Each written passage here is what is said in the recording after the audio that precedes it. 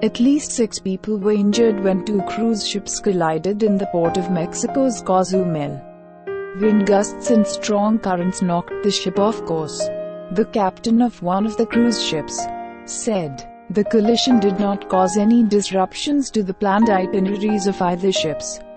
Carnival Corporation, the world's largest cruise operator, said, "Subscribe to the channel for more news."